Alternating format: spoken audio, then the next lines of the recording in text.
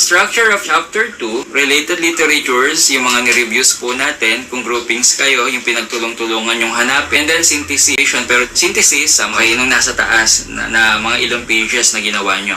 And then gaps bridge by the present study, ibig sabihin nito, sa lahat ng mga literaturang nakakalap nyo o nakuha nyo, ano pa yung may co-contribute, ano pa yung gap, yung space na pwedeng punuan ng pag-aaral nyo.